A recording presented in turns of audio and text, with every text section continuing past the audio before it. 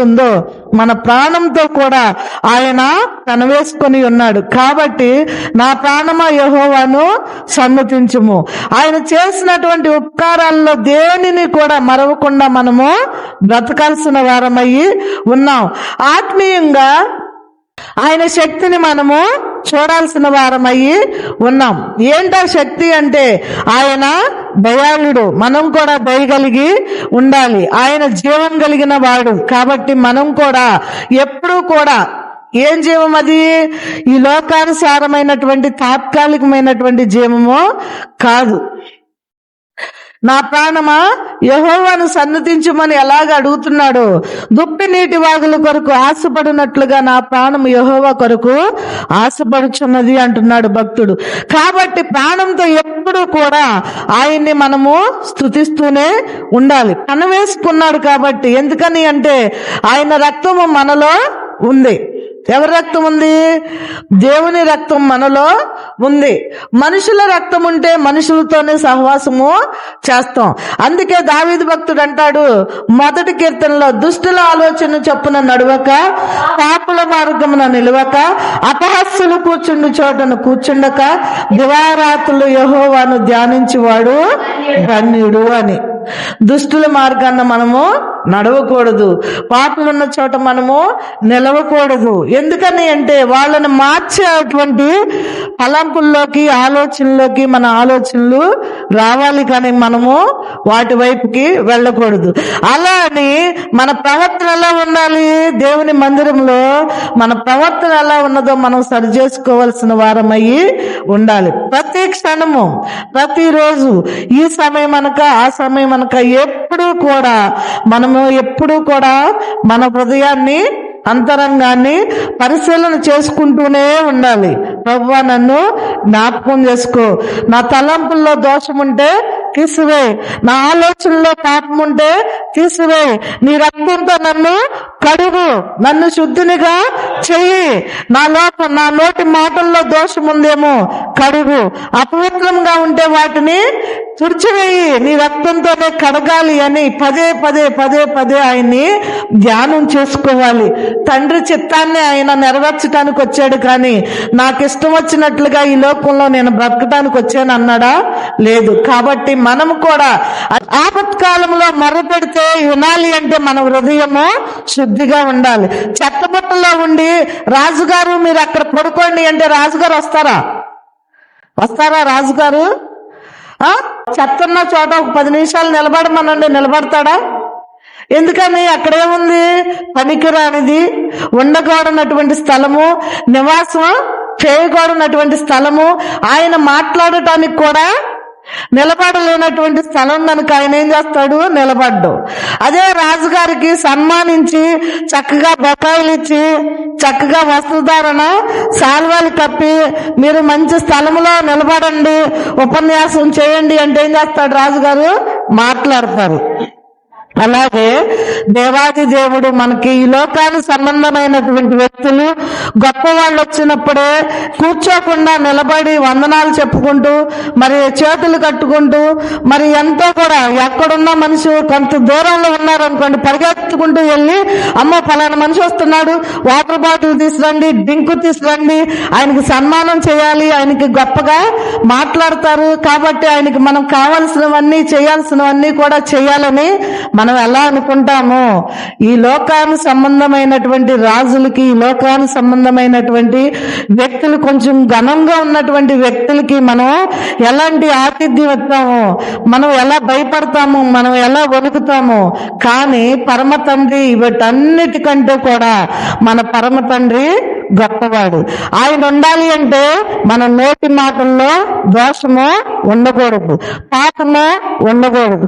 మన నేత్రాలు మనం సరిచేసుకోవాలి, మన చెవుల్ని వినకుండా చూసుకోవాలి, మన నోరుని మన స్వాధీనంలో ఉంచుకోవాలి. అది నాలుక చిన్నదే కానీ అదేం చేస్తుంది? అడవంతా కూడా, అగ్గి చిన్నదైతే ఏమవుద్ది? అడవంతా తగలబెట్టినట్లు నాలుక చిన్నదే కానీ చక్రం వలె అందరినీ కూడా దహించుద్ది. వంకర మాటలు మాట్లాడకూడదు. మనం జాగ్రత్తగా ఈ లోకంలో బ్రతకాలి. మన జీవితాన్ని సరి చేసుకోవాలి. అమూల్యమైనవి అయ్యో మనము గుర్తించాలి. మంచి మాటలనే తీసుకోవాలి, మంచి నోరునే మనం ఉంచుకోవాలి. వ్యర్థమైన మాటలు, వ్యర్థమైన తలంపులతో మనము జీవించకూడదు. అప్పుడు యేసయ్య ఈ చెత్తను ఏం చేశాడు? తీసివేసి మంచి పాత్రగా మనల్ని చేశాడు. అలాగే మంచిగా మనం జీవించాలి అంటే మనకు మంచి క్రియలు అన్నీ ఉంటేనే మన హృదయంలో, మన నడినెత్తి నుంచి అరికాలి వరకు మన క్రియలని, మన తలంపుల్ని అన్నిటినీ కూడా సరి చేసుకోగలిగితే అక్కడ ఆయన నివాసం ఉంటాడు. ఎందుకని అంటే శుద్ధిగా ఉన్న చోట ఆయన ఉంటాడు. నీ హృదయంలో నివసిస్తానని అన్నప్పుడు ఆయన తప్పకుండా ఆయన ఉంటాడు. కాబట్టి మనం విన్నపాలను ఆయన వినాలి అంటే మన హృదయాలోచనలన్నీ కూడా ఆయనతో పెనవేసుకుని ఉండాలి. ఆయనతోనే ప్రతి క్షణము కూడా మనము జీవించి ఉండాలి. ఆయనతోనే మాట్లాడాలి. ఈ లోక సంబంధమైనటువంటి మాటలు మాట్లాడి వాక్యాన్ని మనము పట్టుకోకూడదు. ఎందుకని అంటే రెండంచెలు కలిగినటువంటి ఖడ్గం ఇది. వ్యర్థమైనటువంటి మాటలు మాట్లాడుతూ నేను మాట్లాడతాను, నేను బైబిల్ చదువుకుంటానండి, ప్రార్థన చేసుకుంటానండి అంటే, ఇందాక చెప్పాను కదా, ఒక అధికారి వచ్చి శుభ్రం లేని చోట ఒక 10 నిమిషాలు నిలబడలేనప్పుడు రాజులకు రాజు, ప్రభులకు ప్రభు అయినటువంటి మన దేవుడు పరమను విడిచి ఎందుకు పనికిరానటువంటి మన కోసం వచ్చి మనలో ఆయన నివసించాలని ఆశపడేటప్పుడు మనం ఎంతో పవిత్రంగా ఉండాలి. ఉండటమే కాదు, మనం ఎంతో ఆనందంగా ఉండాలి అంటే మనకు కావలసినవన్నీ ఆయన ఇస్తాడు అనేటువంటి నమ్మకం నీకుంటే అది తప్పకుండా నెరవేరుద్ది. కాబట్టి దేవాది దేవుడైనటువంటి యేసయ్య మాటలను మనము నెరవేర్చుకుంటూ మనము ఈ లోకంలో జీవించాలి. చూడండి 8వ వచనం, మరణం నుండి నా ప్రాణమును, కన్నీళ్లు విడవకుండా నా కన్నులను, జారిపడకుండా నా పాదములను నీవు తప్పించి ఉన్నావు. సజీవులున్న దేశంలో యెహోవా సన్నిధిని నేను కాలము గడుపుదును. నేను అలాగూ మాటలాడి నమ్మిక ఇంచితిని. నేను మిగుల బాధపడిన వాడను. హల్లెలూయా. సజీవులున్న దేశంలో ఎవరు నివసిస్తారండి? మనుషులున్నటువంటి దేశంలోనే మనము నివసిస్తాం. అయితే మరణ పాశముల దగ్గరికి బ్రతుకున్న వాళ్ళు వెళ్తారా? వెళ్ళరు. ఎందుకని?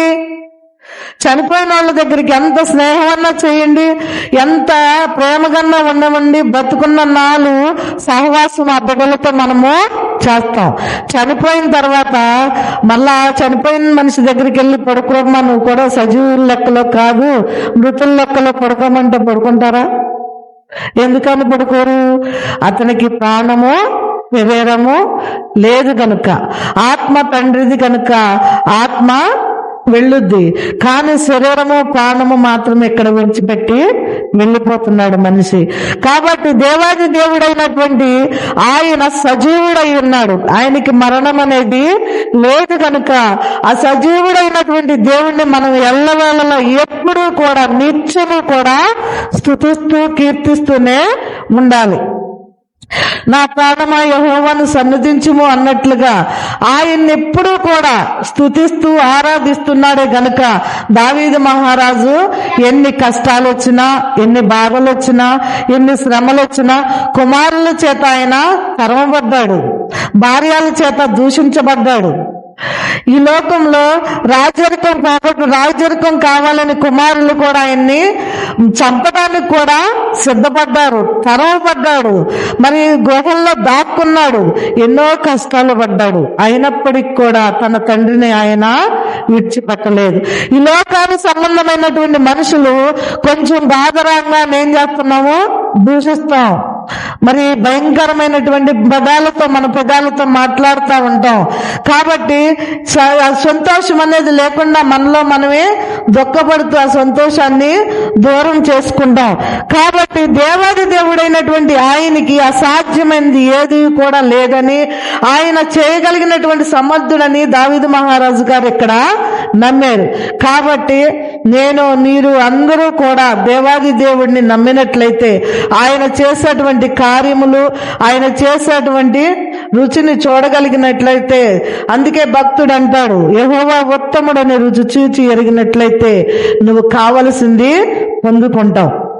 ఆయన ఉత్తముడు కాబట్టి ఆయన ప్రేమను మనం కనుక హృదయంలో ఉంచుకున్నట్లయితే ఆ ప్రేమ ఎప్పటికైనా నిన్ను నన్ను అందరినీ గెలిపించేదైనది, మరణాన్ని కూడా జయించగలిగినటువంటిది ఆయన ప్రేమ, మన తండ్రి ప్రేమ. కాబట్టి ప్రేమని మనము ఆయనతోనే పెనవేసుకుని ఆయనతోనే సహవాసం చేసినట్లయితే బ్రతుకు దినాలన్నీ కూడా ఆనందంగా ఉంటామని ఈ వాక్యం ద్వారా